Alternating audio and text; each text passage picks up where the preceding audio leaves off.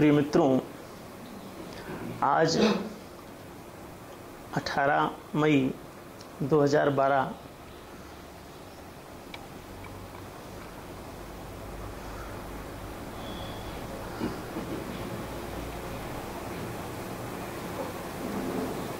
की तारीख है।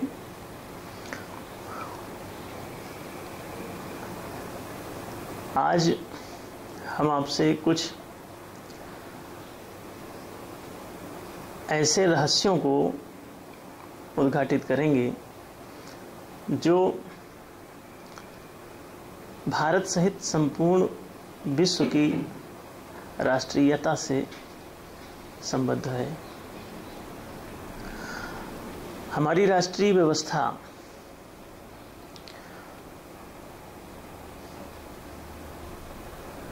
बहुत दिनों से अव्यवस्थित सी चल रही है।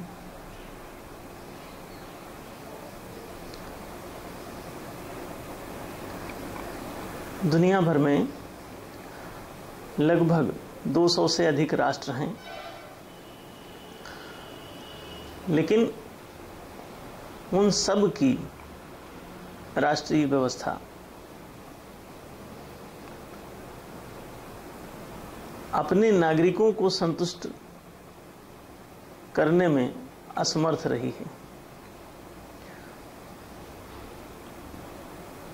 किसी न किसी तल पर सभी राष्ट्रों में नागरिक आंदोलन अथवा क्रांतियां होती रही हैं, जिसमें पक्ष और विपक्ष दो भागों में राष्ट्र को बांटते हुए देखा गया है। दो पक्ष होने पर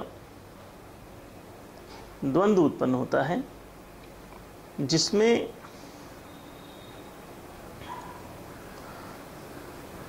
संघर्ष खड़ा होता है। एक दूसरे के विरुद्ध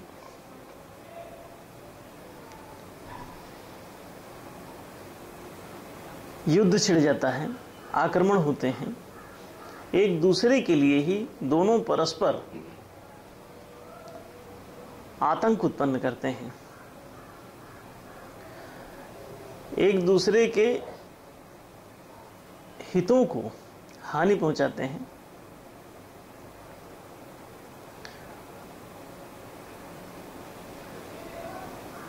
आकांक्षा होती है उसके पीछे अपने अपने हितों की मांग अथवा रक्षा।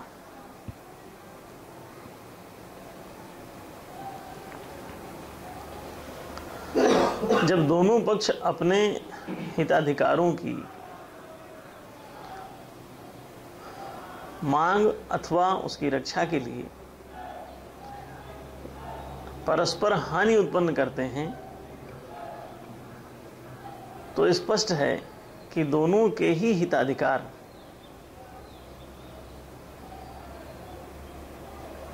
क्षीण होते हैं, संपत्तियों का नाश होता है और दोनों ही एक अनचाही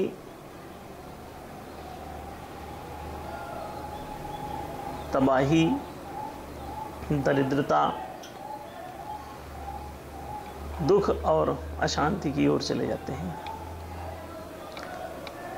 फिर शांति स्थापना के अभियान चालू हो जाते हैं।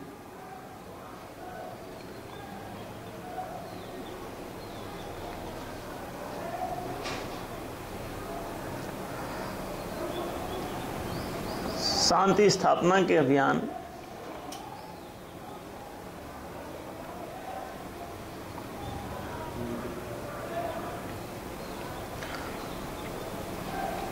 कुछ दे तो नहीं पाते, लेकिन अपव्यय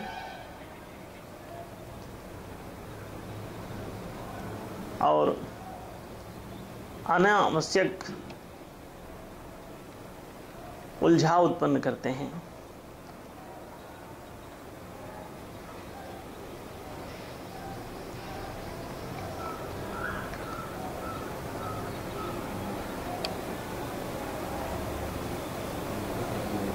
क्योंकि एक ऐसी समस्या का समाधान वो लोग चाहते हैं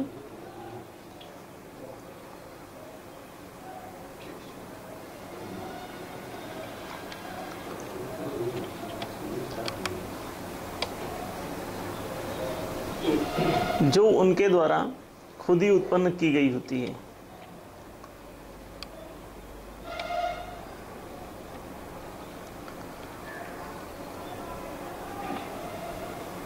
तो निश्चित जिस समस्या के कारण वे स्वयं हैं उसका समाधान उनके द्वारा कैसे होगा।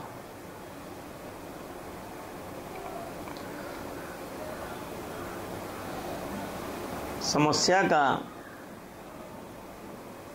कारण ही यदि उसका निवारक बना बैठा हो तो इसका अभिप्राय ये हुआ कि वो समस्या कभी समाप्त नहीं होगी और इसीलिए वो समस्याएं कभी समाप्त नहीं हुई।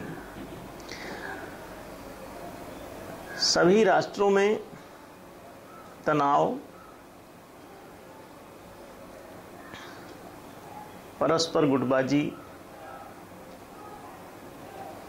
पारस्परिक शत्रुता, ये सब बातें हम लोग पिछले हजारों सालों के इतिहास में देखते चले आए हैं। हजारों वर्ष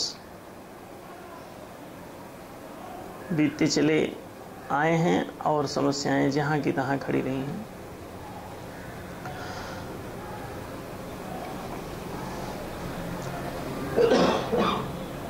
हम लोग प्रायः राष्ट्रों में देखते हैं कि हमारी मौलिक समस्याएं आर्थिक हैं और उन आर्थिक कारणों से फिर दूसरी समस्याएं प्रारंभ हो जाती हैं। जैसे आप देखते हैं कि समाज में जातिवाद की समस्या है। देखने में लगता है कि इसका अर्थ से कोई संबंध नहीं है, लेकिन वास्तविक बात यह है कि जातिवाद आर्थिक कारणों से ही उत्पन्न हुआ है। यदि आर्थिक समस्याएं सुलझाई जाएं तो जातिवाद की समस्याएं समाप्त हो जाती हैं। दूसरी बात, आपको लगता है दहेज की समस्या है समाज में। मैं कहता हूं कि यह भी आपकी आर्थिक समस्या है। स्त्री पुरुष के हिताधिकारों में आर्थिक तलों पर वैषम्य है।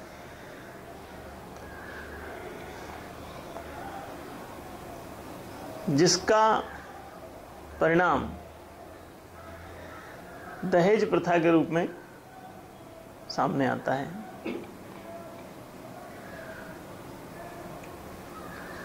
प्रश्न ये है कि हम लोग इन चीजों को देख क्यों नहीं पाते।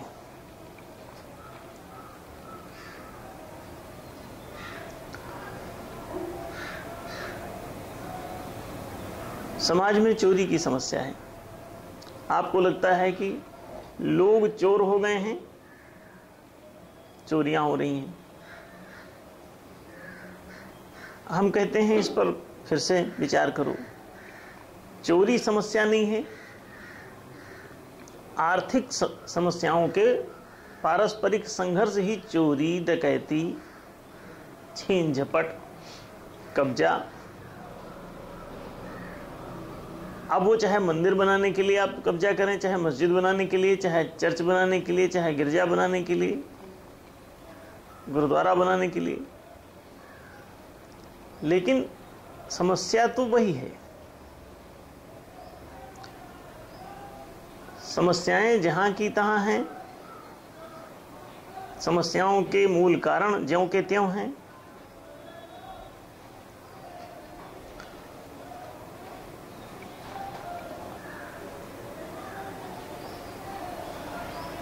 यदि आर्थिक मामलों पर आप विचार करके देखें तो राष्ट्रीय तल पर जितनी भी समस्याएं हैं उन सब का मूल कारण अर्थ है।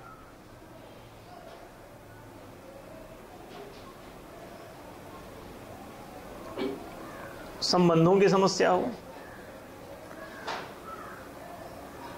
आर्थिक कारणों से संबंध खराब हो जाते हैं। युद्ध की समस्या हो, आर्थिक कारणों से युद्ध खड़े हो जाते हैं।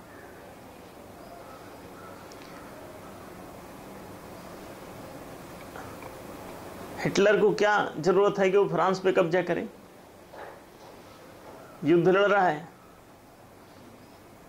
जब आप ग्रुपों में बंट जाते हैं, गुटों में बंट जाते हैं, छोटे छोटे राष्ट्रों में बंट जाते हैं,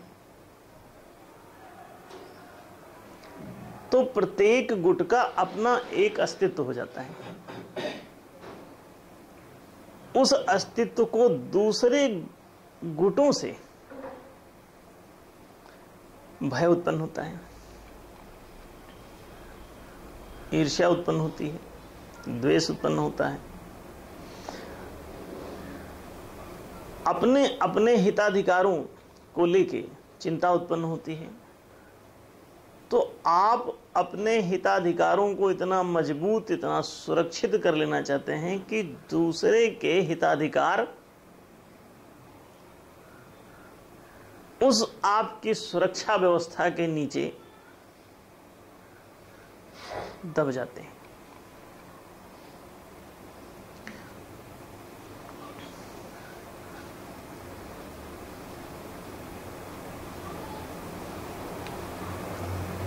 एक गुट हिंदू का, एक गुट मुस्लिम का, एक गुट यहूदी का, एक गुट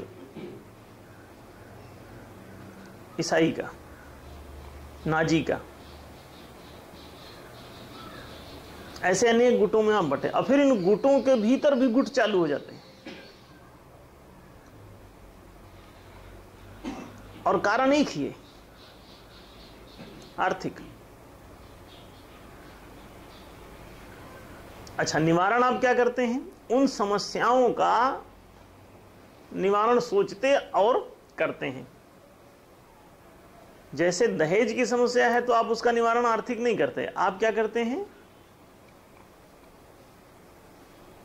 दहेज की समस्या का निवारण करते हैं, आर्थिक समस्या का निवारण नहीं करते। आर्थिक वैषम्य, स्त्री पुरुष के हिताधिकारों में परस्पर आर्थिक वैषम्य की जो नीतियां अपनाई जाती हैं राष्ट्रीय तल पर अथवा सामाजिक तल पर, तो उनमें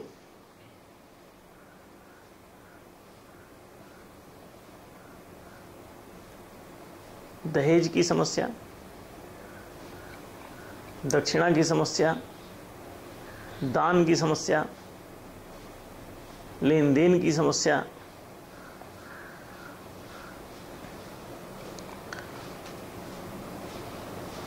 पारस्परिक संघर्ष की समस्या, कन्या भ्रूण हत्या की समस्या। आप सोचते हैं कन्या भ्रूण हत्या एक समस्या है। अभी सत्यमेव जयते कार्यक्रम स्टार्ट किया है पिछले 2 हफ्तों से आमिर खान ने। उनको लगता है कि भ्रूण हत्या एक समस्या है जिसके लिए जनता को जागरूक होना पड़ेगा। यदि हम जागरूक कर देंगे तो वो भ्रूण हत्या छोड़ देंगे। हम कहते हैं तो मैंने जागरूक भी कर दोगे फिर सो जाएंगे। थोड़ी देर के लिए तुमने नैतिकता का पाठ पढ़ाया कि देखो कन्या जो है रो रही है गर्भ में कि हे माँ मुझे मत मार, हे पिता मुझे मत मार। ये सब आप लोगों को इमोशनली ब्लैकमेल कर रहे हैं। आपके इमोशंस को छेड़ के थोड़ी देर के लिए आपको संवेदनशील बना के और कहेंगे हाँ यार ये तो बेशर्मी है, हमें ऐसा नहीं करना चाहिए। लेकिन फिर से कारण ज्यों का त्यों है, पीछे से वो समस्या आएगी।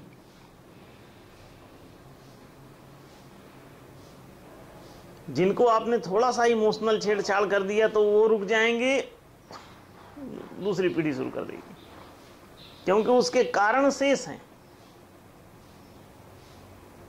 मलेरिया से बुखार है,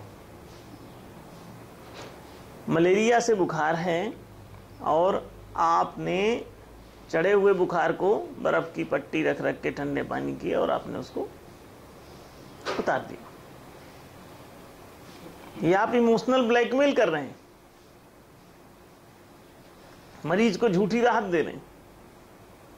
थोड़ी देर के लिए बच्चे को झुंझुना पकड़ा के मां के दूध से वंचित नहीं किया जा सकता। झुंझुना थोड़ी देर के लिए राहत दे सकता है। भूख लगेगी फिर चीखेगा बच्चा। तो ये तो पॉलिटिक्स हुई झुंझुने वाली। अब देखिए, कन्या भ्रूण हत्या रुकेगी? थोड़ी देर के लिए झुंझुना पकड़ा देने से चंद लोगों को, यदि समस्या के कारण दूसरे हैं तो उन कारणों की चिकित्सा करनी होगी। जैसे ठंडे पानी की पट्टी से बुखार तो हल्का हो जाएगा, लेकिन बुखार का कारण मलेरिया है, वो शेष है। उसके लिए मलेरिया की औषधि देनी होगी। जब मलेरिया के कीटाणु हटेंगे तब वो चंगा होगा, तब स्वस्थ होगा। उसके पहले यदि हम उसके वास्तविक स्वास्थ्य की कामना करते हैं तो इसमें निराशा हाथ लगेगी। बार बार हिंदू मुस्लिम दंगों को इमोशनल कि हम हिंदू मुस्लिम भाई भाई, हिंदू मुस्लिम भाई भाई, हिंदू चीनी भाई, ऐसा कर करके हम ना हिंदू चीनी को भाई भाई बना सकते हैं और ना ही हिंदू मुस्लिम को भाई भाई बना सकते हैं। ये आप थोड़ी देर के लिए इमोशनल ब्लैकमेल का झुंझुना इस्तेमाल कर रहे हैं, बजा रहे हैं उसके कान में। बच्चे को भूख लगेगी फिर हमला कर देगा।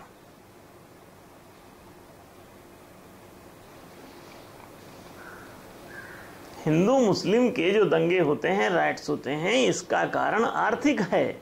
आप सोचते हैं हिंदुत्व और इस्लामियत है, ऐसा कदापि नहीं है। कोई हिंदू मुस्लिम लड़ना नहीं चाहता।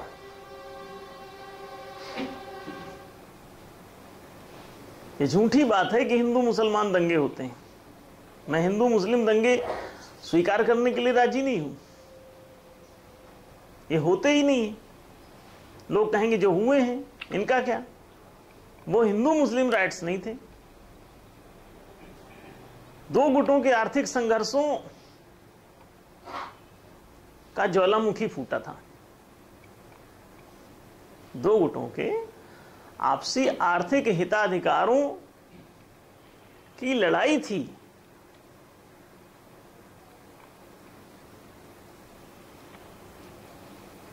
आर्थिक हिताधिकार कब सुरक्षित होंगे? एक स्वर में बोलेंगे तो क्या बोलेंगे? आर्थिक न्याय के द्वारा जी। और कुछ कहना है? आर्थिक हिताधिकार सुरक्षित होंगे, लेकिन केवल आर्थिक न्याय के द्वारा, दूसरा कोई उपाय नहीं है। अर्थशास्त्र ही वास्तव में राजनीति शास्त्र है। अगर कोई राजकीय व्यवस्था परिकल्पित है तो वो अर्थ को व्यवस्थित करने के लिए,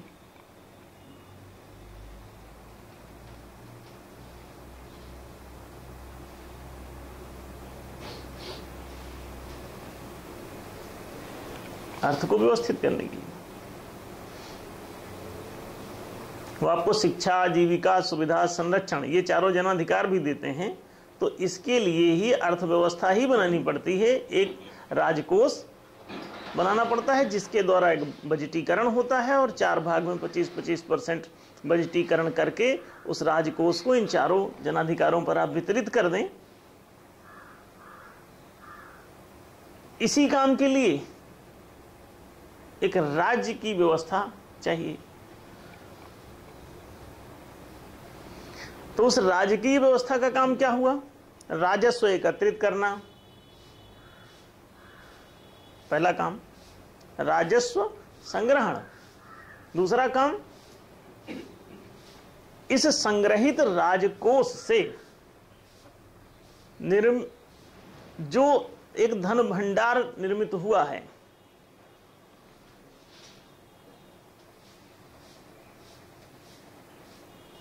उसको राज कार्य में नियोजित करना, ये दूसरा कार्य हुआ।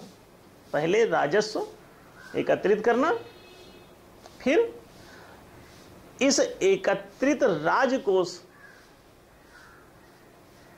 के द्वारा राजस्व से जो एकत्रित करते हैं उसको राजकोष कहते हैं। सारा इकट्ठा हुआ, जहां जमा करके रख देते हैं उसे राजकोष कहते हैं। राजकोष कह दो, राष्ट्रीय कोष कह दो,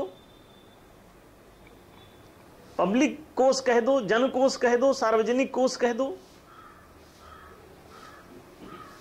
पूरे राष्ट्र के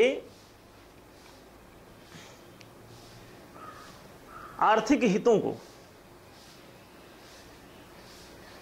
राष्ट्र के नागरिकों के मौलिक जनाधिकारों को तृप्त करने के लिए इस राजकोष को बनाया जाता है। राजकोष यदि राजा मात्र का कोष हो गया,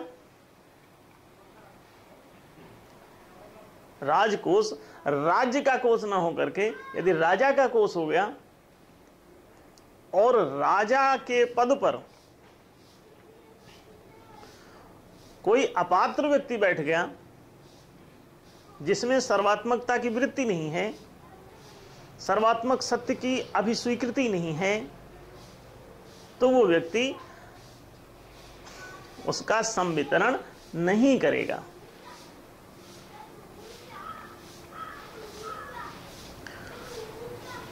और जब वो उसका संवितरण नहीं करेगा तो आर्थिक हिताधिकारों में वैषम्य उत्पन्न हो जाएगा। और ये संवितरण चाहे स्त्री पुरुष को लेकर के ना किया गया हो, चाहे गोरे और काले के आधार पर इसका संवितरण ना किया गया हो, वैषम्य बरता गया हो, अथवा छोटे और लंबे के आधार पर ना किया गया हो, अथवा अपने और पराये के आधार पर ना किया गया हो। संवितरण, इस राजकोष का संवितरण, समान वितरण, समुचित वितरण, न्यायोचित वितरण, समता और औचित्यता को ही न्याय कहते हैं। जो चीज सम हो, उचित हो, उसे ही न्यायशील वितरण कहते हैं। तो यदि आपका ये संवितरण ठीक ना हुआ हो तो परेशानी खड़ी हो जाएगी।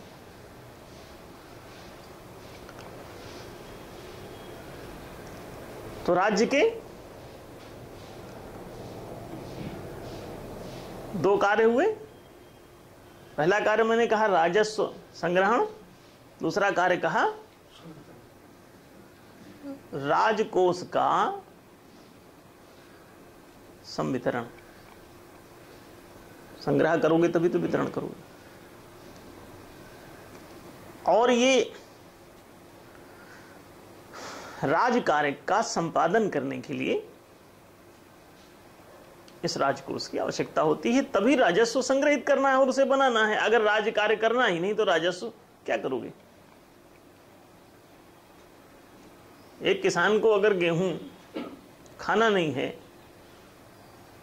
तो गेहूं क्यों उगाएगा? अगर गेहूं की कोई उपयोगिता है तब तो उगाएगा, और नहीं है तो वो क्यों उगाएगा? आप कलम से लिखना है इसीलिए कलम बनाते हैं। अगर लिखना ही नहीं है तो कलम की जरूरत भी नहीं है। तो उपयोगिता के कारण ही आवश्यकता होगी। राज कार्य करोगे तो राज कार्य करने के लिए कुछ खर्च होता है, कुछ व्यय होता है, तो उसे राजकीय व्यय कहते हैं। उस व्यय को प्रतिपूर्ति करने के लिए, उस व्यय की प्रतिपूर्ति करने के लिए आपको राजकोष का निर्माण करना होता है। राजकोष का निर्माण करने के लिए आपको राजस्व का निर्धारण न्यायोचित करना पड़ता है, वो भी न्यायोचित ही होना चाहिए। राजस्व का निर्धारण ऐसा नहीं कि कुछ भी कर लिया। मैंने आपसे कहा था कि उत्पादन के 3 साधन होते हैं। अर्थव्यवस्था हमेशा त्रिकोणीय होती है, इसीलिए श्रम, पूंजी, सुविधा। केवल उत्पादन के 3 साधन होते हैं। मैं इसे दूसरे एपिसोड में इसको भली भांति एक्सप्लेन करूंगा, यहां मैं संक्षेप में आपको बताता हूं। यहां राजस्व की बात आ रही, इसलिए इसका उल्लेख करना पड़ा। श्रम कौन लगाता है? श्रमिक। पूंजी कौन लगाता है? पूंजीपति। सुविधाएं कौन लगाता है? राज्य। सड़क, पानी, बिजली, हवा, सब जितनी भी बाजार, सारी जो सेवाएं हैं सार्वजनिक, ये राज्य की ही होती हैं, समाज की होती हैं। तो 3 ही हुए मालिक, 3 ही हुए उत्पादन के, क्योंकि 3 ही साधनों के समान सहयोग से उत्पादन संभव होता है। अगर इन तीनों साधनों में से आपने किसी एक भी साधन को निकाल के बाहर रखा तो उत्पादन नहीं होगा। और क्षमा करेंगे, अभी तक अर्थशास्त्र में इन तीनों साधनों के अलावा भी अनेक प्रकार के साधनों का गीत गाया गया। वो भी एक कूटनैतिक चाल थी। एडम स्मिथ से लेके अभी तक के सारे अर्थशास्त्री समाज को, जनता को, सार्वजनिक जीवन को दिग्भ्रमित करने के लिए गलत अर्थशास्त्र का निर्माण करके और जनता पर थूकते रहे। मैंने प्रारंभ में ही कहा था कि मैं कुछ ऐसे तथ्यों और सत्यों का उद्घाटन करूंगा जो पीछे लाखों सालों से जिन पर पर्दा पड़ा हुआ है। धोखे पर धोखे, षड्यंत्र पर षड्यंत्र चल रहे हैं।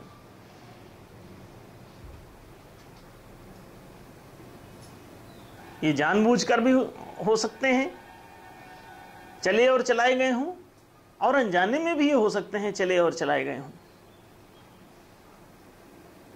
मनुष्य सीधे दोषी नहीं है, बहुत बुद्धिमान होगा तो गलत काम नहीं करेगा। तो इसलिए 99% तो आप यही माना करो कि ये घटना घट जाती है।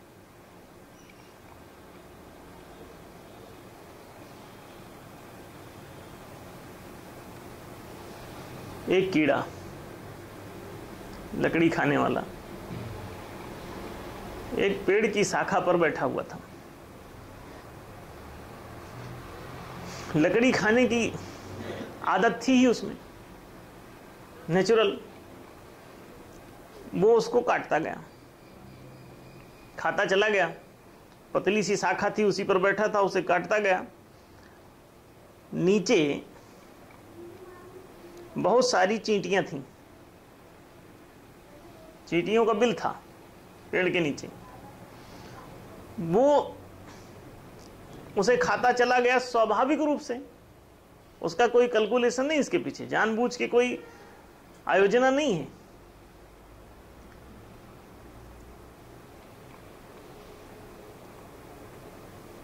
वो अपनी सामान्य जो भी जैसी प्रवृत्ति है वैसा कार्य करता हुआ चला जा रहा है। वो लकड़ी खाता जा रहा, लकड़ी खाता जा रहा। एक समय ऐसा हुआ कि वो डाल की लकड़ी जहां खा रहा था पूरी खा गया और कालिदास सिद्ध हुआ। क्या हुआ? वो शाखा वहीं से टूट के नीचे गिर गई। कहां गिरी? चींटियों के बिल पर, वो लाल चींटियां खतरनाक वाली। अब वो इतना बड़ा कीड़ा उन चींटियों के झुंड में गिर गया। चींटियों को गुस्सा आया कि कौन हमारे ऊपर कूदा। एकदम टूट पड़ी सब उसके ऊपर और क्षण भर में उस कीड़े को तहस नहस कर दिया उन्होंने। इसमें देखो, ना चींटियों की गलती है और ना कीड़े की। यह घटना प्राकृतिक कारणों से घटित हुई। इसीलिए प्राकृतिक कारणों से सब काम अनजाने में ही होता है। इसलिए मैंने आप सबको मना किया कि व्यक्ति को दोषी ना ठहराओ।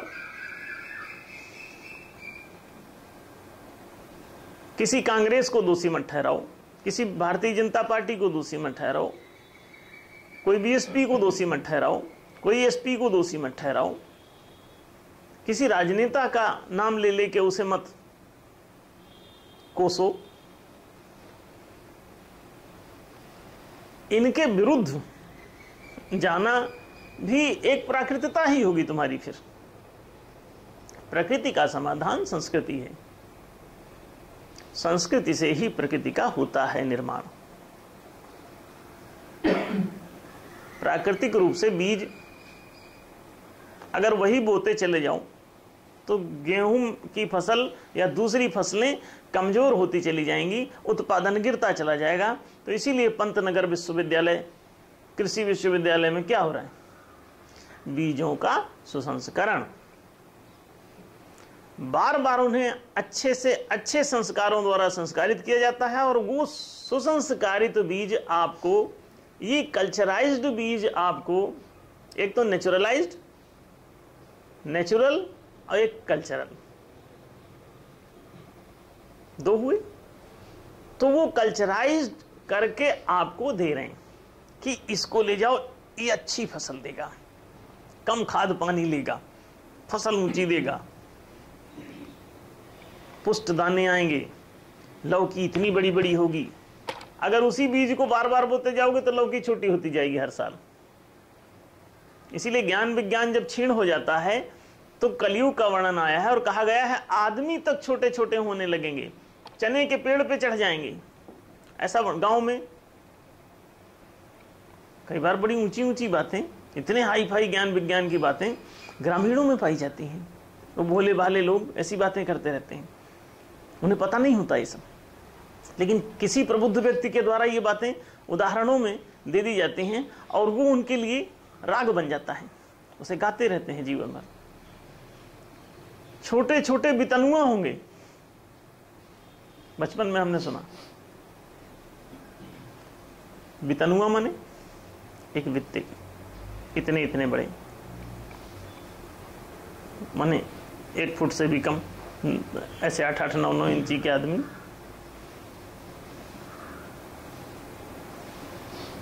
और वो चने के पेड़ पे चढ़ा करेंगे, लग्गी से चने की फल्ली तोड़ेंगे। ये क्यों? क्योंकि कल्चर खत्म हो गया है, नेचर का यही हस्र होना है। संस्कृति से ही प्रकृति का होता है निर्माण। अब बड़ी बड़ी भिंडी चीन ने अभी सुसंस्कारित करके, कुम्हड़ा और ऐसी बड़ी बड़ी सब्जियां उन्होंने उगाई कि एक ट्रक में एक ही आए। कुटुंबपाल ही नाम रखा है उसका सही। एक कुम्हड़ा उगा लो, अब पूरा मोहल्ला सब्जी खाओ। पूरी बारात के लिए की पर्याप्त, क्रेन से उठा के उसको रख रहे। आदमी कैसे उठाएं? 10-20 आदमी दब जाए नीचे। तो अगर सुसंस्कारित कर दिया जाए तो पपीते इतने बड़े होंगे कि पूछो मत, लौकी इतनी बड़ी होगी कि एक ट्रेन में एक ही रखनी पड़ेगी उठवा के क्रेनों से। आरे मशीनों पे चढ़ा चढ़ा के लौकी कटेगी।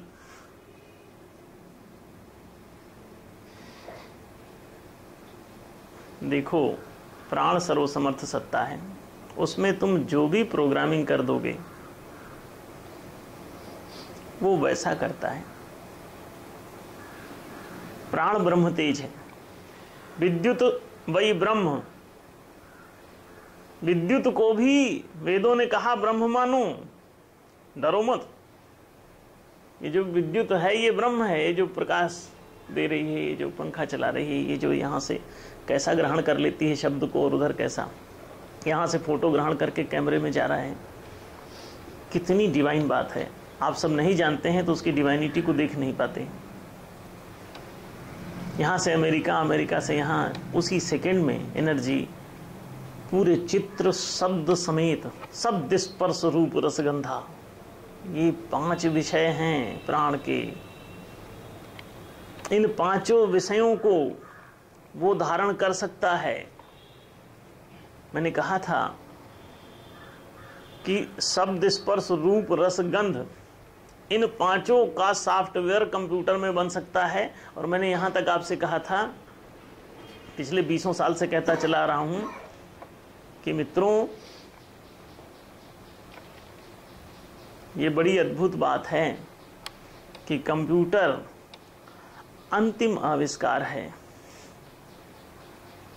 इसके बाद किसी आविष्कार की जरूरत नहीं होगी। जो कुछ भी आविष्कार होगा, पैटर्न उसका यही होगा कि प्राण में संस्कारित करने का विज्ञान आपने खोज लिया, विद्युत में सॉफ्टवेयर डालने का आपने संस्कार खोज लिया, उसके जरिए हार्डवेयर में भी उसे बैठा देते हैं। ऐसे बहुत से तत्व हैं, ऐसी बहुत सी धातुएं हैं जो प्राण के माध्यम से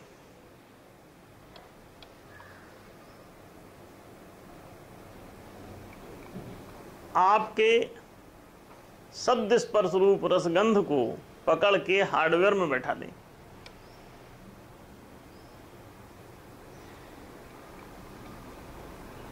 तो बीज बन जाएगा। आने वाले भविष्य में इस विज्ञान के द्वारा नए नए बीजों का निर्माण होगा। मन चाहे पौधे होंगे, मन चाहे जीव जंतुओं का विकास होगा, मन चाहे मनुष्यों का निर्माण होगा। आप कितने फुट के चाहते हैं बनना? अपना बच्चा कैसा चाहते हैं? नीली आंख वाला? फार्म में भर दो नीली आंख का बच्चा। बाल सुनहले? फार्म में भरो। और सब कुछ, सारी प्रोग्रामिंग का चार्ट आ जाए, उसमें डाल दो और डाल करके उसे बीज में संस्कारित कर दो और ज्यों का त्यों बच्चा होगा। पूरा स्वास्थ्य, सब कुछ। अगर आप चाहते हैं उसे कोई बीमारी ना हो, साफ सुथरा, सारे वायरस उसके डिलीट करें बाहर और सीधे सीधे साफ सुथरी प्रोग्रामिंग करें, पूरा जीवन स्वस्थ।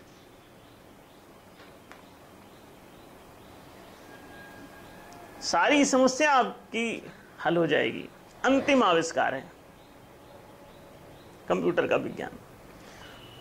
तो मैंने कहा नेचुरल जो चल रहा है, अपने आप फीडिंग होती रहती है, तो भैया क्या होगा? और सोची समझी फीडिंग हो, जानी पहचानी फीडिंग हो, सोच समझकर, देखभाल करके, उचित अनुचित का विचार करके जब आप सॉफ्टवेयर बनाएंगे, सॉफ्टवेयर बना के उसमें डालेंगे, अच्छी प्रोग्रामिंग करेंगे, तो उस प्रकार का सृजन होगा। और अपने आप हो रहा है तो पता नहीं क्या कूड़ा करकट इकट्ठा कर ले, पता नहीं टेढ़ी आंख, कानी आंख, अंधी आंख, भेंगी आंख, कैसा सॉफ्टवेयर ले ले और वैसे ही बनाता चला जाएगा, फिर वो वैसे ही होता चला जाएगा।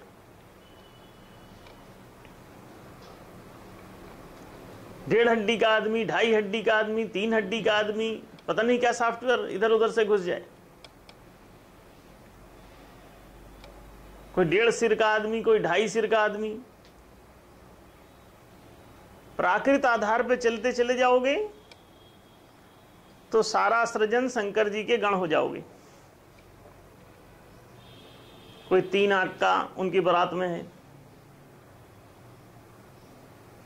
सुना है ना? शादी की बारात शंकर जी की कैसी थी, वैसी सब हो जाओगे।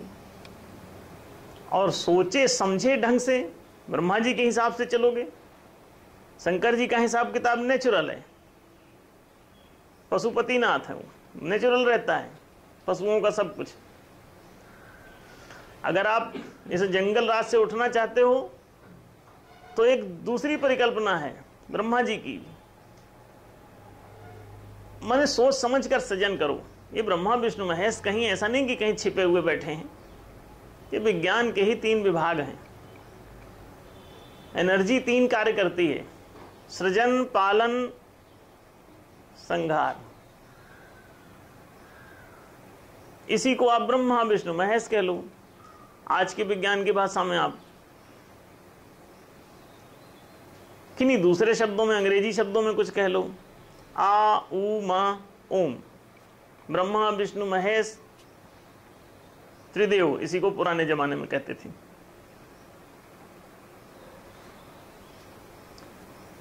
आज स्थान समय कारण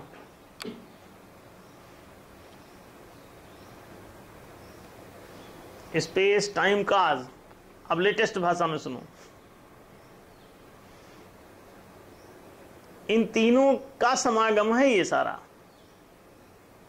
इन तीनों के सहयोग से ही ये सब चलता है, आदि मध्य अंत। अब ऐसा समझ लो, किसी को ये न लगे कि ये तो हिंदूवादी बातें कर रहे हैं ना, हमारा किसी हिंदू से कोई लेना देना नहीं, हमारा किसी मुसलमान से कोई लेना देना नहीं, हमारा किसी सिख ईसाई से कोई लेना देना नहीं, हमारा लेना देना जो भी सही बात हो, जो भी सही ज्ञान विज्ञान द्वारा प्रतिपादित होता हो, वो सब हमें स्वीकार्य है, और जो ज्ञान विज्ञान की कसौटी में खरा ना उतरता हो उसे सदा हम छोड़ने के लिए और दूसरों से भी छुड़वाने के लिए तैयार रहते हैं कि तुम भी छोड़ दो, क्यों परेशान होते हो, इससे कोई हल नहीं होगा। अगर H2O से पानी बनता है तो मुझे भी मंजूर होना चाहिए, आपको भी मंजूर होना चाहिए, इसमें लड़ने की क्या बात है। पानी बन तो गया, वैज्ञानिक कह तो रहा है, दिखा तो रहा है बना के।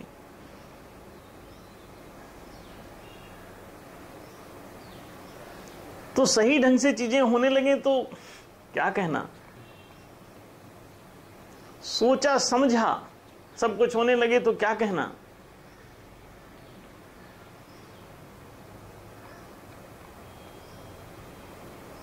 तो प्राकृतिक आधार पे एक तो आप अपना वितरण कर लें कि जो बलिष्ठ होगा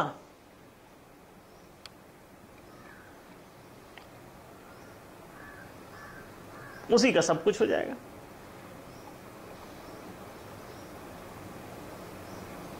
सर्वाइवल ऑफ बलिष्ठ,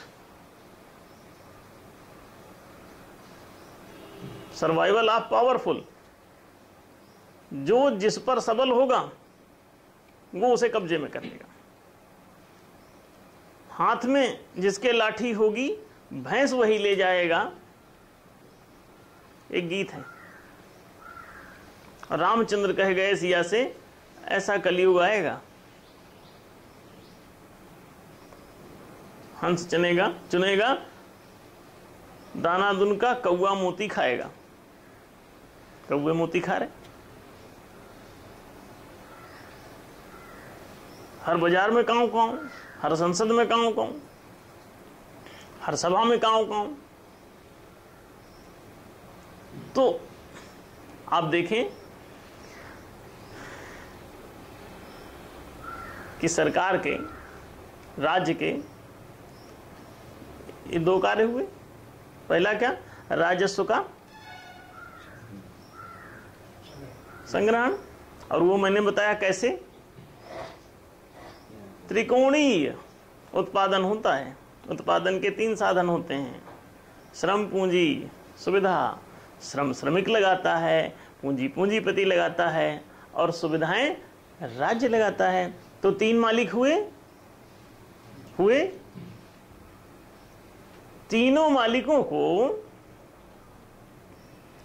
आप उनका समस्वामित्व दे डालो, इसमें बेईमानी क्यों करना। किसी भी उत्पादन को 3 भाग में विभाजित कर दो, तीनों की लागतें चुका दो, और जो बचता है उसे लाभ समझो। उत्पादन में से तीनों की लागतें चुका दो, और जो बचा उसे लाभ कहते हो, तो उसे भी 3 भाग में बांट दो। अब क्या होगा,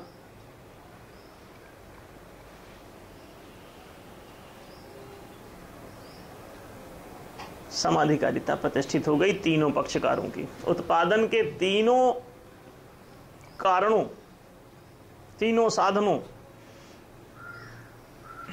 का सम स्वामित्व सिद्ध हो गया। तृतीयांश तृतीयांश तृतीयांश, 1/3 1/3 1/3, 3 भाग में बांट दिया आपने। अब इनमें तीनों में से कोई गरीब नहीं होगा, तीसरा जो राज्य का पोर्शन निकाला आपने, 1/3 दे दिया आपने श्रमिक को, 1/3 दे दिया आपने पूंजीपति को, 1/3 जो अब बचा ये किसका हुआ? राज्य का, क्योंकि तीसरा स्वामी कौन है उत्पादन का? राज्य। तो ये जो राज्य का स्वामित्व तो जिस भाग पर सिद्ध हुआ इसे राजस्व कहते हैं। राज्य का स्वामित्व तो जितने भाग पर है वो राजस्व। ठीक है, ये निर्णय हो गया, इसमें किसी को कोई शंका होनी ही नहीं चाहिए। दुनिया में आदमी इसका विरोध करे तो अनैतिक सिद्ध हो जाएगा। जस्टिस के विरुद्ध हो जाएगा, न्याय के विरुद्ध हो जाएगा। तो इस तृतीयांश को अब ये विगत 20 वर्षों से हम लोगों को बताते चले आ रहे हैं। 25 सितंबर 1990 को हमने धर्म स्थापना अभियान शुरू किया।